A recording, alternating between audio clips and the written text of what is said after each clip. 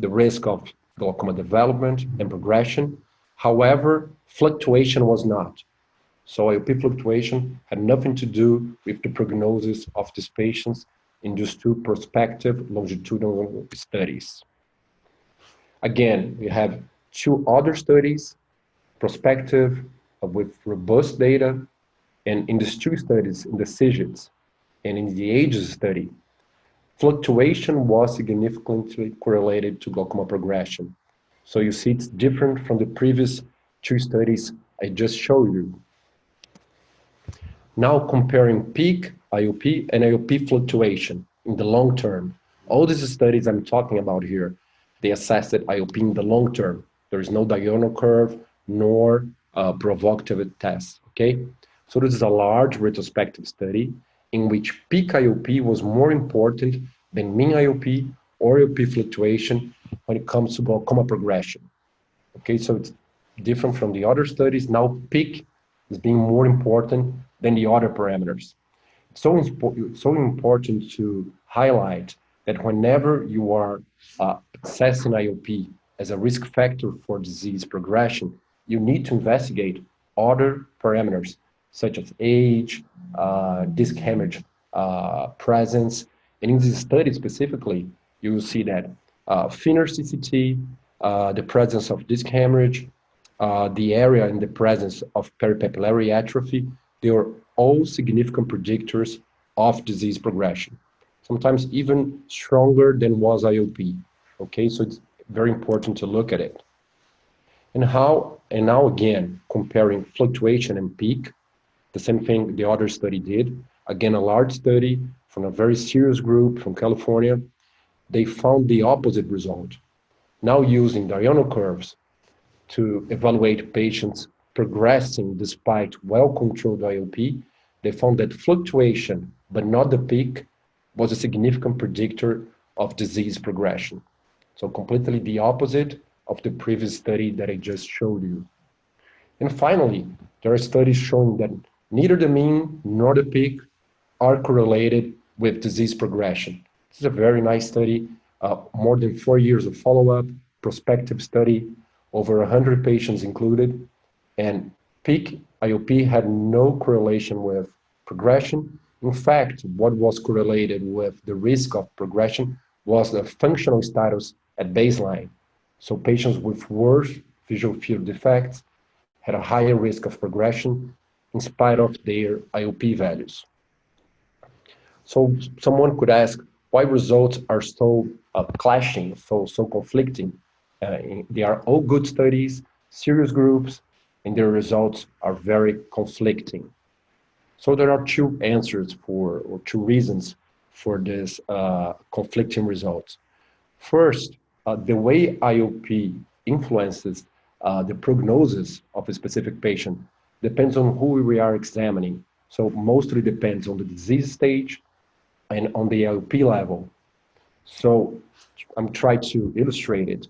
So if you have a patient with early disease, whose IOP is approximately 16, it doesn't matter too much for this patient with early glaucoma if the IOP is 16, 16, 16 all the time, or if it ranges between 14 and 18.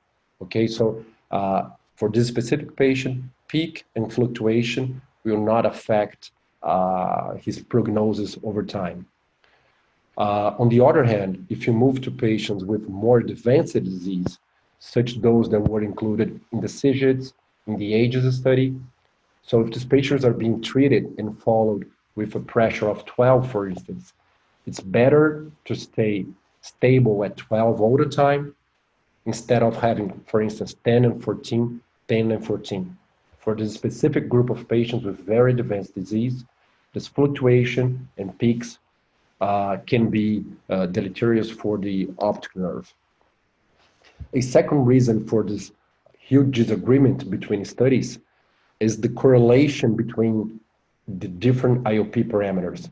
We have published this study last year analyzing the correlation between these various variation IOP parameters. And on the bottom left here, you can appreciate that there was a significant, very strong correlation between mean intraocular pressure and IOP peak. with a person correlation coefficient of 0.94, okay? And what's the problem with this? So for those who are not used to statistics, I'll try to explain it briefly here. So whenever you are looking for the effect of an independent variable on a dependent variable, for instance, you want to evaluate how IOP, here on the left, CCT, and age may affect glaucoma progression. So we have here independent variables, and we're trying to evaluate the effect on a dependent outcome, on a dependent variable. So what do? You do a multiple regression analysis, and one thing that cannot occur in a regression analysis, you cannot have a significant strong correlation between the independent variables. So in these studies, they usually put on the same side mean IOP, peak IOP, IOP fluctuation. And as our paper has shown, there is a strong correlation, for instance, between mean IOP and IOP peak, which leads to a collinearity issue. It's a statistical problem that leads to wrong results when it comes to your outcomes. And I'm pretty sure that at least part of the disagreement we observe in all these good studies is that they put very correlated variables, independent variables in the same side of the regression analysis, leading to wrong results. Now let's move to not the parameters, but the test itself. So IOP variation assessment tests. I think the most used, the most well-known are the diurnal tension curves. And what do we have to talk about then? So first, regarding reproducibility, uh, more recent data, I know that some people like curves, some people doesn't like it too much. Residents usually they hate it, especially when performing 24-hour diurnal curves. But what happens is that the reproducibility is still questionable. So this paper, I think it's the most robust one. They somehow managed to perform four sequential diurnal curves in the same group of patients. And what did they notice? That few patients with large fluctuations and peaks in the first curve had the same thing in the subsequent three curves. So what does it mean? That if you have a patient, so in patients that had in the first curve, that had a higher fluctuation, a high peak, only 6% of them had the same pattern in the three subsequent curves. The opposite happens as well. So you may do a diurnal curve, you found no large fluctuation, no significant peak.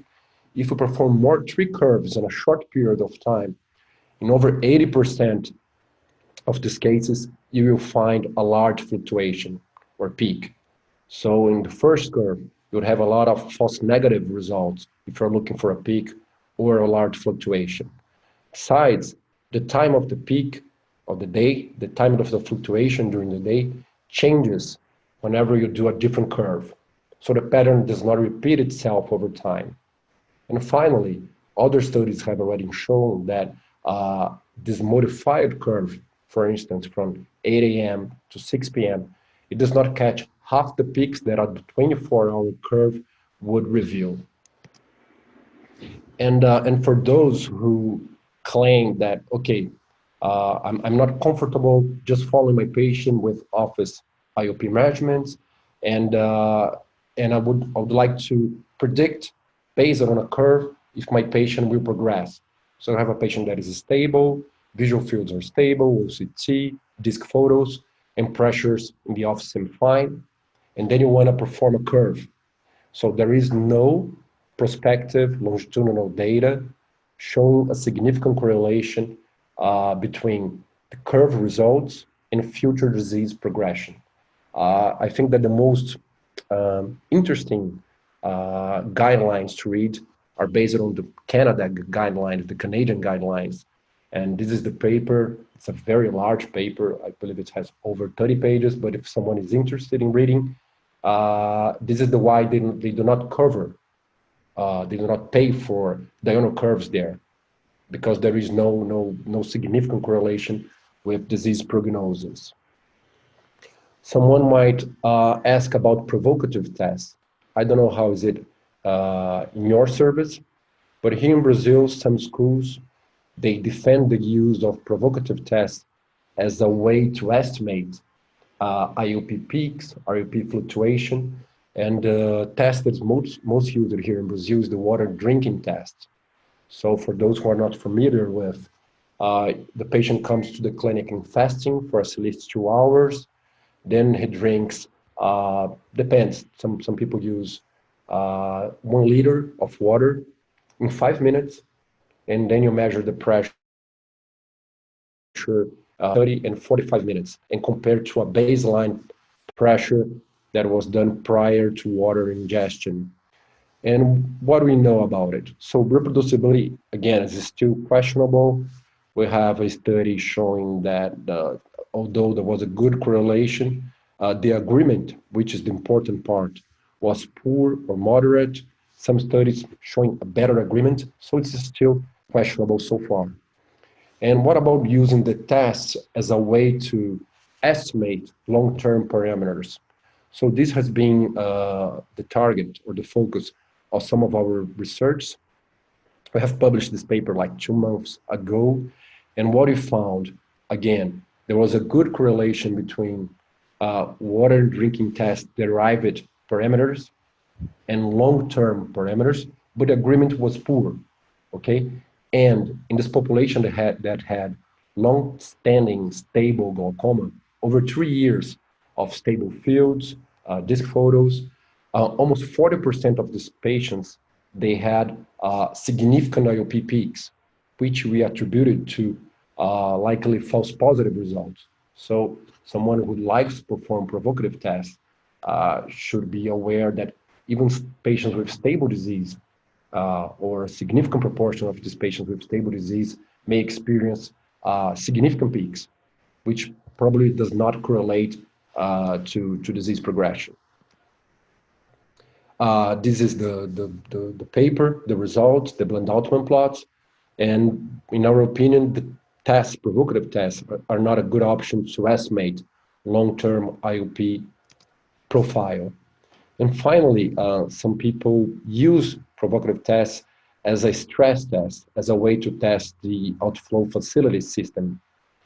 And in our opinion, we have again published another paper a while ago, about a year ago, and we found no association. So what we did, I believe that the best way to test or to investigate a stress test is to apply it for patients with asymmetric damage, for patients with very asymmetric damage. So in our study with a large population with asymmetric glaucoma, we found no significant difference between the test results in the better eye and the fellow eyes with worse damage. So again, it does not seem a good option for me as a stress test. And the final question that we need to respond is this IOP value, this office-based IOP value that you usually base with, is this IOP value correct or enough for my patient? So remember the case I presented in the beginning of the talk. So it was a patient whose IOP, untreated IOP, was 22. So this patient has a normal central corneal thickness in both eyes. And this patient now has been followed for 5 years, okay? So remember, we introduced it at the beginning, latanoprost, IOP dropped from 22 to 13. During 5 years, it ranged between 11 and 14 in the office. We performed a water drinking test in which the IOP peak was 15 in both eyes.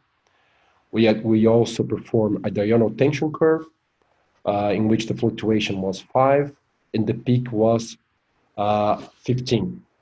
So this is basically all the IOP information you can extract from a patient. You have curves, you have provocative tests, you have office-based measurements. And what someone would ask is, based on all these IOP parameters, is this patient's IOP in a safe range? Considering my patient here, based on all the information I gave you about pressure, is it in a safe range? I don't think no one would be able to answer this without visual field information, disc photos information, and OCT data. Yes, so I gave you all the pressure parameters that someone may have, and we are not able to answer if the pressure is good. So, for instance, based on visual field longitudinal data during these 5 years, the patient seems to be stable. And now we can answer the pressure seems to be okay. So, in conclusion, as final message, you must know that there are more than just pressure. We know from studies from over more than 30 to 40 years that, for instance, in patients becoming blind over the years due to glaucoma, their pressures are not higher than those patients that kept a stable vision over time. Even if they're getting blind, they had pressures very similar to those that did not get blind over time. There is this very recent study from ophthalmology. This is a prospective study, more than 450 eyes, patients whose IOP was seemingly well controlled. IOP was always below 18. And after 4 years of follow-up, no IOP parameter explained progression. So for instance, if you include in a study patients with pressures of 35 and pressures of 10, I'm pretty sure that IOP will explain why patients will progress or not. You are including outliers, yes? But if you include patients with seemingly well-controlled pressures, all of them with pressures below 18, and these are the patients that we have in our clinic. No one here in the stock follow patients with IOP of 30 over time without doing nothing. We do surgery, we put medication. So most of our patients have pressures below 18. And in this specific group of patients, no IOP parameter, nor peak, fluctuation, explained progression. In fact, what was related to progression in this group of patients was corneal hysteresis, central corneal thickness, which are surrogate measurements of individual susceptibility to mechanical damage in glaucoma, which I think is much more interesting than just pressure itself. And we always say to our residents is that a same IOP affects different eyes in different manners, in different ways.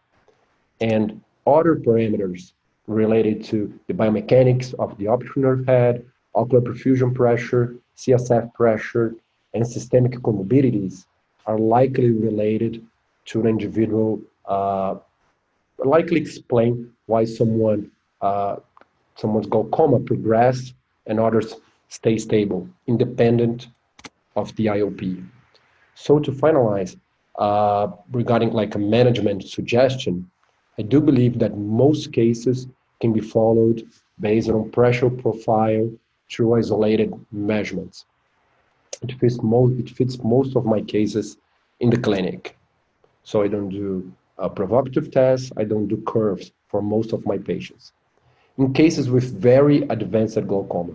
So remember, in these cases, it's very hard to establish or to determine if a patient is progressing or not. In the visual field, they are being followed in 10-2 visual field. Cup disc ratio are 1. So it's very hard to determine if they're progressing or not. So you are left alone with IOP. So in these specific cases, I suggest you can shorten the interval between IOP measurements, you can get more measurements, or even perform a diurnal curve. And to answer what is the correct IOP, which is the correct IOP, I believe that the one that preserves my patient's vision over the years. And if I had glaucoma, I would certainly like that my ophthalmologist would spend more time with functional and structural progression assessment with visual fields, disc photo, OCT, rather than just stressing my OP profile. Obrigado. Perfecto, Tiago. Muy obrigado por tu presentación. Was a very good presentation, and I'm sure everyone in their houses enjoy it too. So, how do you evaluate the fluctuation in your office? Do you do it in every patient? I know that in your last slide you said that no, but what is your recommendation? So for most of my patients, when I take multiple measurements in every visit.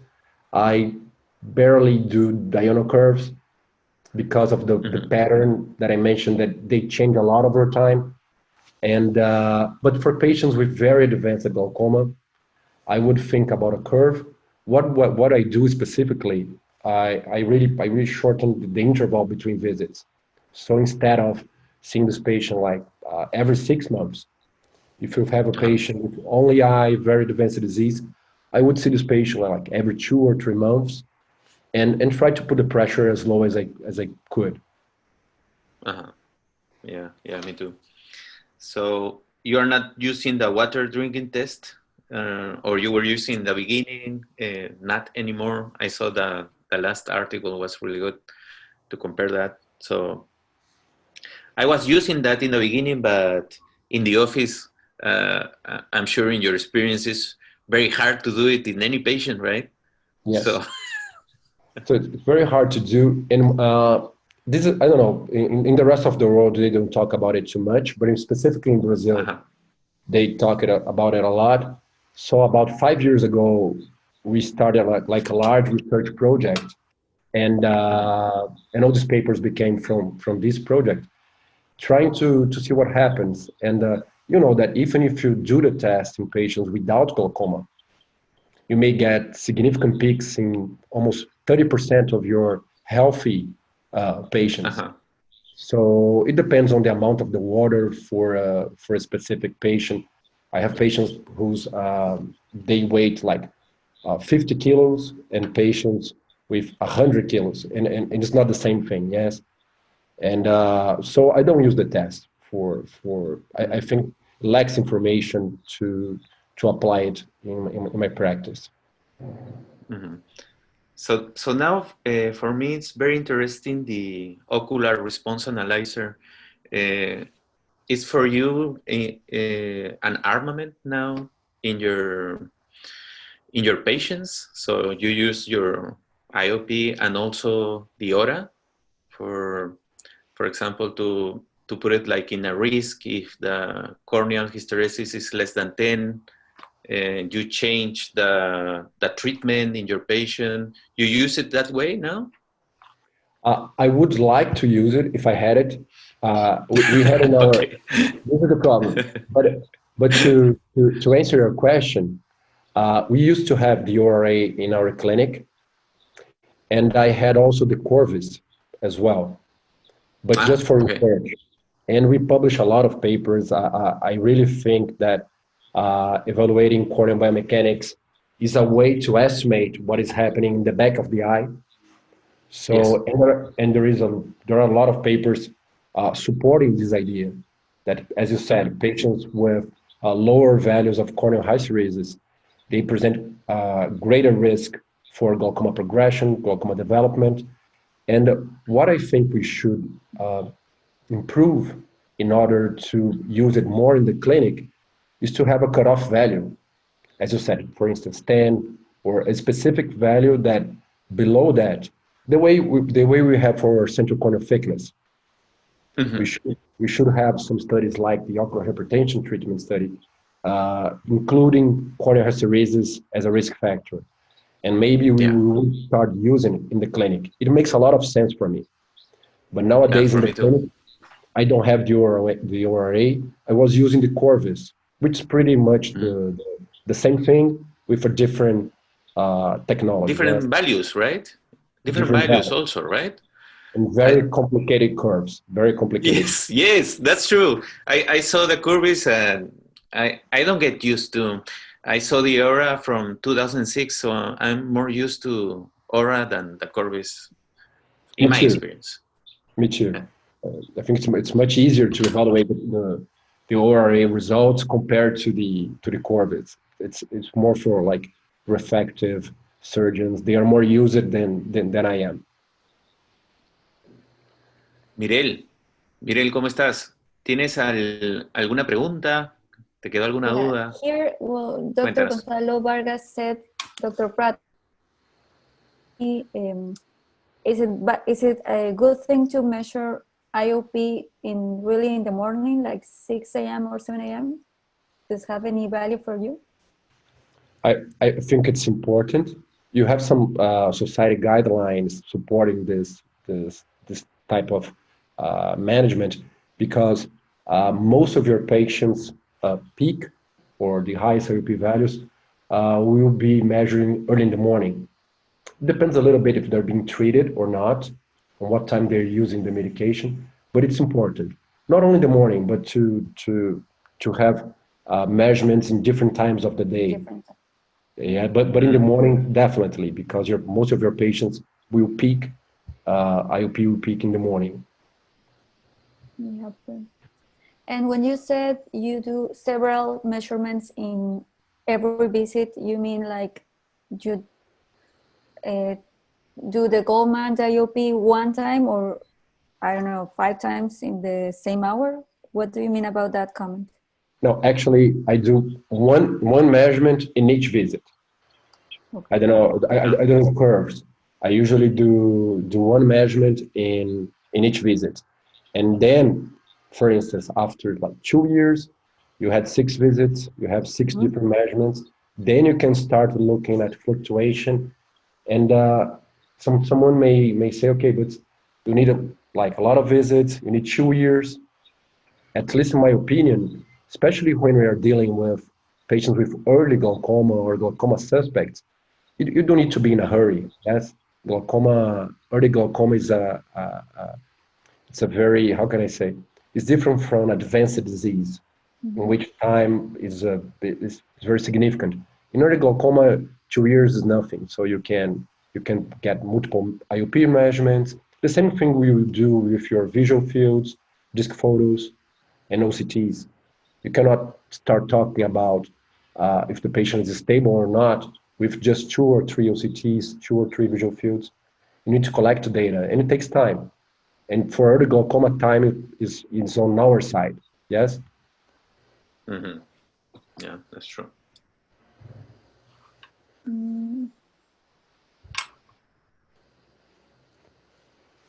Dr. Sergio, Dr. Sergio is here. Sí, Sergio es acá. Está ahí. Sergio. Well, I think, I don't know if it's any other comment. Mm-hmm. So, are you doing like washouts, Tiago? For example, in a patient that have only one drug, to see the IOP baseline? I do. I know it's a little bit contradictory as well. But I'm very enthusiastic of doing this because, for instance, whenever a new patient comes, most of my new patients, they are already being treated. Yeah. And imagine like IOP 16 and he's using one medication. I really think you need to know untreated IOP for two things. First, to know if the medication is working well or not. So if you perform a washout and that pressure of 16 goes to 17 in 2 or 3 measurements and stays in 17, so most likely the medication was not working properly, was not efficient for this patient, effective for this patient. And the second thing is that whenever thinking about target IOP, you need to know which IOP led to that damage to the nerve. If it was an IOP of 18 or IOP of 25. If it was IOP of 25, I'm much more comfortable with that treated IOP of 16. If it was IOP of 18, then you are very close to the untreated IOP that led to the damage. You need to lower your pressure more. So every time it's feasible, I perform washout in my patients. Mm-hmm. So, and a question that I'm sure everyone have, what about the corneal thickness? Do you use that tables that most people have to, for example, if you have 16, you have the formula with the corneal thickness. Do you use that, or it's only a thin cornea is a risk factor? I think like this. I think in the cornea as a risk factor, but not as a way to adjust the true IOP. Because Uh-huh. if you look at the formulas, you have a difference in the results of almost 6 or 7 times. Mhm. So it's because you're not, what is affecting the measurement itself is not only the thickness itself, it's the whole biomechanical properties. Yes, it's not only thickness. So even if you have a patient that has done refractive surgery and you applied all the published formulas in order to correct, to adjust the LP, you end up with very different results. So I don't use the formulas, nor the tables, but the way you mentioned, okay, he has a thin cornea, like not refractive surgery thin cornea. He has a true thin cornea. He has a greater Uh-huh. risk of development and disease progression. This is the way I think about the cornea, but not as a way Yeah, me to, too. maybe with the ORA, you would get better corrections, because then you're Uh-huh. talking about biomechanics, yes? Yeah. But just using pachymetry and formulas, I don't think it's a good option. Yeah, me too. I think the same. Yeah.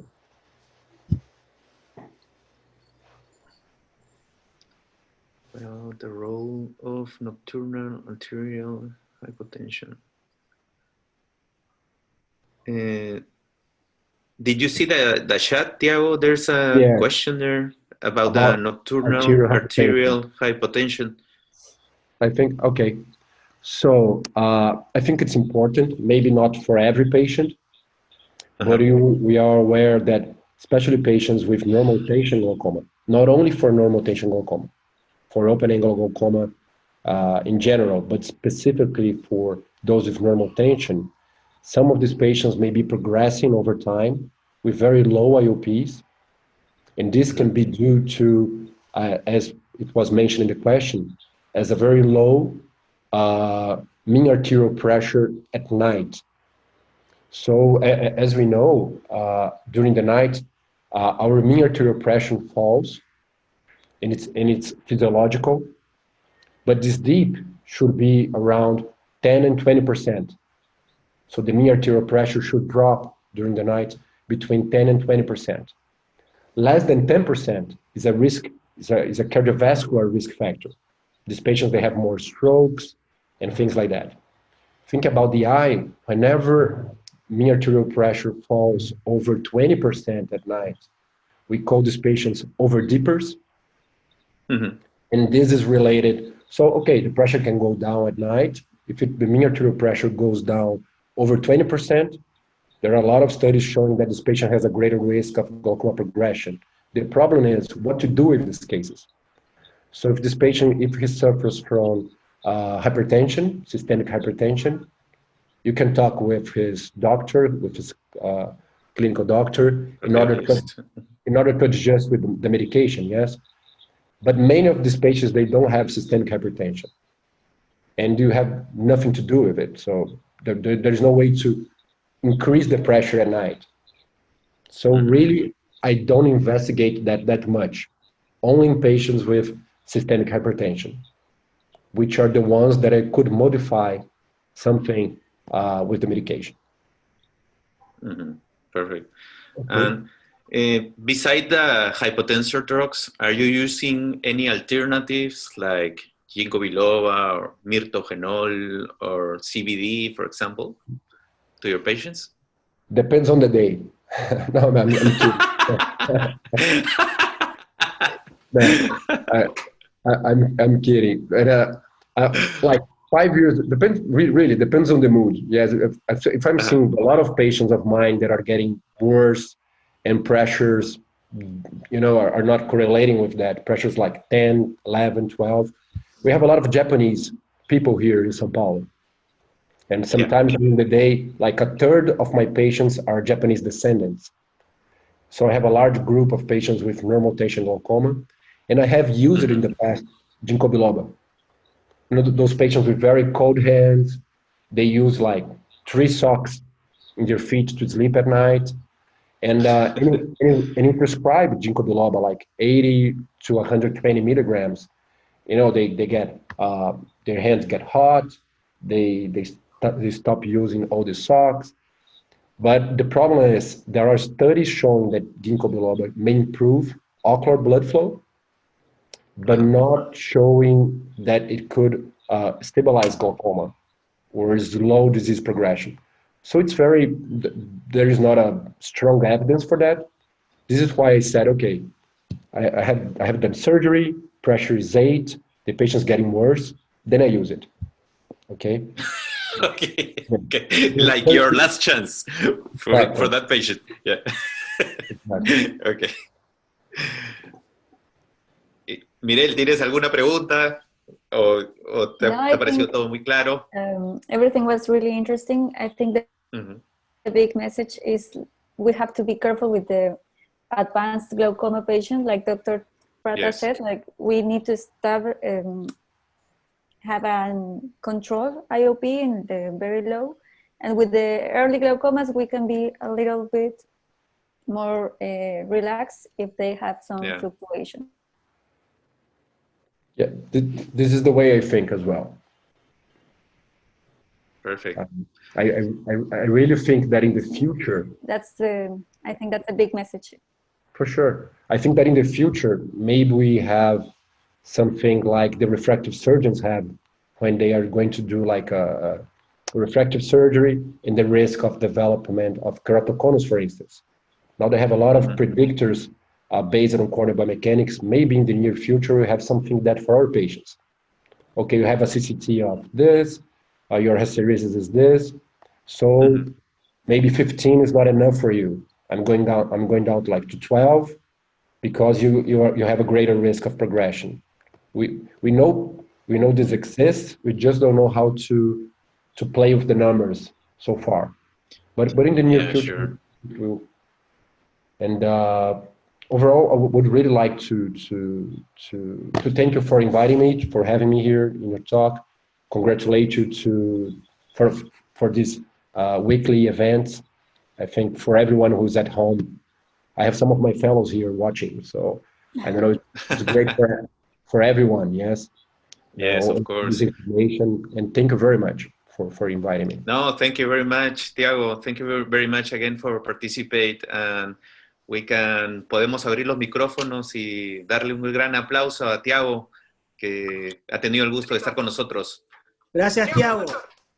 Gracias, Tiago. Muchas gracias. ¡Vamos! Gracias. And sorry for speaking English. Muchas gracias, Tiago. Esténse todos seguros en sus casas. Un abrazo a todos. Y a seguir trabajando. A seguir trabajando, así es. Eso. Chao, chao. Gracias, Tiago. Chao. Gracias, doctor. Mañana no se pierdan el Ophthalmo Horror Story. Tenemos algunos casos de terror, de miedo. Va a estar de miedo. Lo miro y me da miedo, miren. Súper relajado para el viernes, así que no se lo pierdan. Va a estar terrorífico y educativo. Gracias a todos. Excelente. Mañana mismo ID. Y les recordamos empezar un poquito más temprano para que se conecten unos minutos antes, porque próximamente vamos a tener preregistro en las charlas. Ah, qué bien. Súper. Sí, por seguridad. Así es. Bueno, está bien, miren. Perfecto. Damos Nos por vemos. terminado el Nos vemos webinar. mañana. Nos vemos mañana todos. Súper. Chao. Chao. Chao a todos. Chao. Chao. Chao, Doc.